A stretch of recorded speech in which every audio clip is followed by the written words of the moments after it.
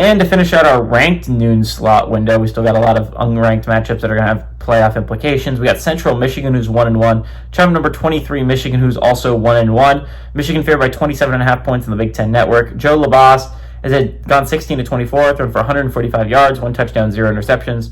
Nari Biggins had 27 carries for 112 yards, and Tommy McIntosh has had 4 catches for 78 yards. Bryce Underwood has gone 30-55, thrown for 393 yards, 1 touchdown, 0 interceptions. Justice Haynes has had 35 carries for 284 yards and 4 touchdowns, and Donovan McCulley has had 7 catches for 122 yards. Michigan is 4-0 against Central Michigan all time from 1931 to 2013. The closest game they've ever played was 24 points. So not a great sign for the Chippewas.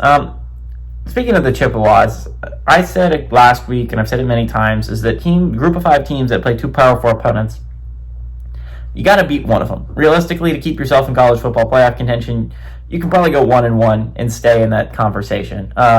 Again, until we end up with 0 loss teams, then I'm going to consider the front runner to by far be the team with 0 losses over the team with 1 loss.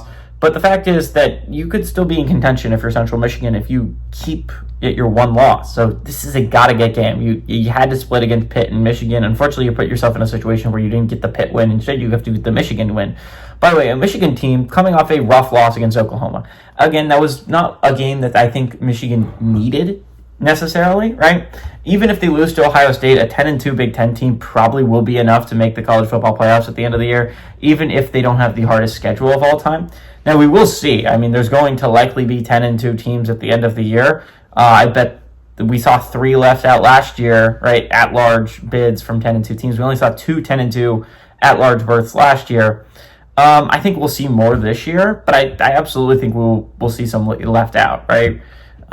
Even if Clemson hadn't bid that bid thief last year, if it was fair, Miami would have made the college football playoffs, and we would have seen BYU and Iowa State sitting at home as 10-2 teams that did not get a bid. So again, 10-2 bids are far from a lock to make the college football playoffs. But this is a big game for Michigan because this is a big game to get ready for next week. Next week is probably their best shot to get upset. Nebraska, I believe Michigan's going on the road in that game. That is going to be a massive game for Nebraska, who we're going to talk about a little bit later. But that's a big game for Michigan. That is going to be a massive game for Nebraska. If your Nebraska is trying to make the college football playoffs, which with their schedule I don't think is insane to think they could do. The Cornhuskers have a good team. Michigan has a good team. I think that's going to be a very good defensive showcase. Bryce Underwood honestly didn't look bad against the Sooners. I think they're going to let him air it out against Central Michigan. I think they're going to take out their anger and frustration on Central Michigan, rip the Chippewas. They just don't have the passing game, I don't think, to be able to keep up with Michigan, unfortunately. I don't think the Central Michigan Chippewas are going to be a team that can compete for a college football playoff spot. So give me the